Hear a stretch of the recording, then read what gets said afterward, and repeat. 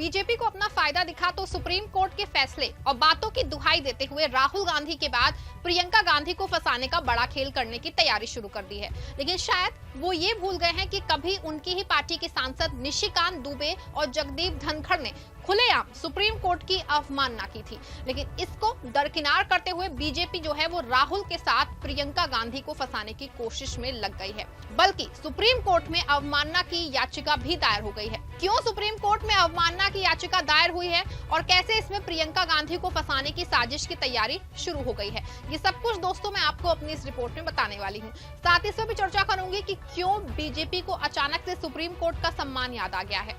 नमस्कार दोस्तों, आप देखना शुरू कर चुके हैं 4 PM और मैं हूं आपके साथ सिमरन। कहानी की शुरुआत होती है 9 दिसंबर 2022 को।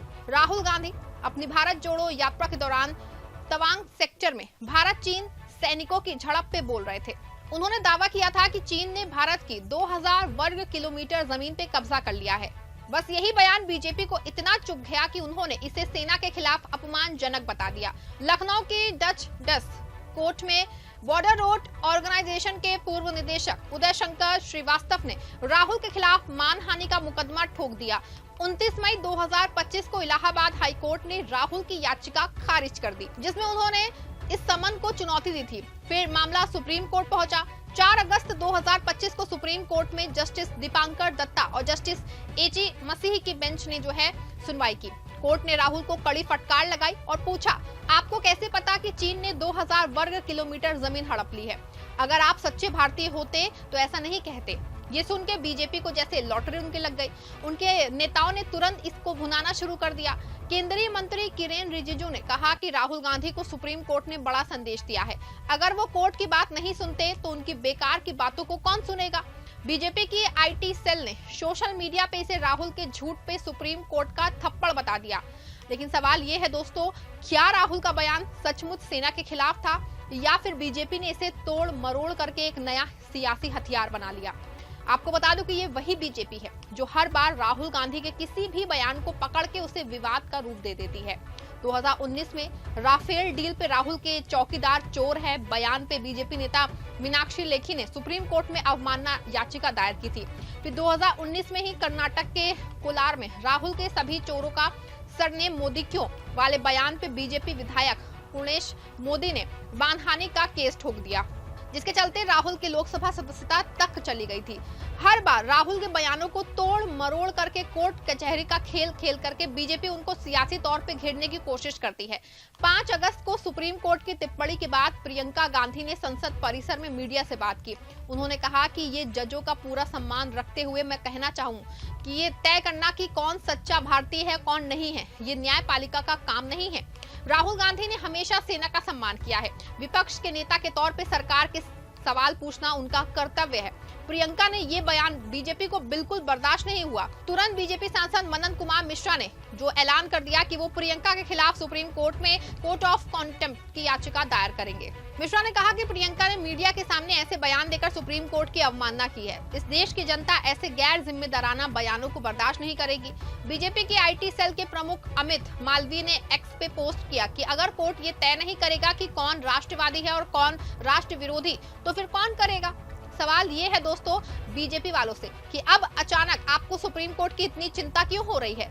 ये वही बीजेपी है जिसके सांसद निशिकांत दुबे और पूर्व उपराष्ट्रपति जगदीप धनखड़ ने तमिलनाडु के बिल में जुड़े मामले में सुप्रीम कोर्ट की खुलेआम अवमानना की थी। तमिलनाडु की कडक सरकार ने सुप्रीम कोर्ट के उस आदेश को चुनौती दी थी जिसमें कल्याणकारी योजनाओं में जो है मौजूदा और पूर्व मुख्यमंत्रियों के नाम और तस्वीरों के इस्तेमाल पर रोक लगाई गई थी।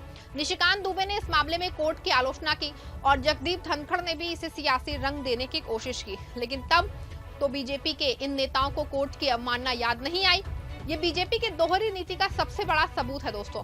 आपको बता दूं कि सुप्रीम कोर्ट ने राहुल को राहत दी है और निचली अदालत की कार्यवाही पर रोक लगा दी है। लेकिन बीजेपी का असली मकसद क्या है? वो राहुल और प्रियंका को सियासी तौर पे कमजोर करना चाहते हैं। प्रियंका के बयान को कोर्ट की अवमानना बता के बीजेपी एक तीर से 2 निशाने साध रही है। एक तो प्रियंका को कानूनी पचड़े में फंसाना और दूसरा कांग्रेस के खिलाफ जनता में ये नैरेटिव बनाना कि वो सेना विरोधी और देश विरोधी हैं। लेकिन दोस्तों बीजेपी भूल रही है कि जनता अब उनके इस ड्रामे को समझ चुकी है। राहुल गांधी के खिलाफ देश भर में 15 से ज्यादा मानहानि के केस चल रहे हैं। ये सारे केस बीजेपी या उनके समर्थकों ने दायर किए हैं।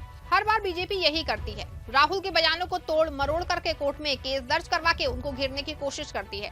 लेकिन प्रियंका का बयान तो बस सच था कि जज ये तय नहीं कर सकते हैं कि कौन सच्चा भारतीय है। प्रियंका ने साफ कहा कि राहुल का मकसद सेना का अपमान करना नहीं था, वो तो सरकार से सवाल पूछ रहे थे, जो विपक्ष का काम है। लेकिन बीजेपी को सवालों से डर लगता है, वो नहीं चाहते कि कोई उनकी नीतियों पे सवाल उठाए, इसीलिए वो कोर्ट कचहरी का सहारा लेके विपक्ष को चुप कराने की वो कोशिश करते हैं। लेकिन प्रियंका ने सही कहा कि राहुल ना कभी डरे हैं और ना कभी डरेंगे। सवाल ये है कि आखिर बीजेपी के अपने सांसदों ने जब तमिलनाडु बिल पास में सुप्रीम कोर्ट की आलोचना की, तब कोई अवमानना याचिका क्यों नहीं दायर हुई?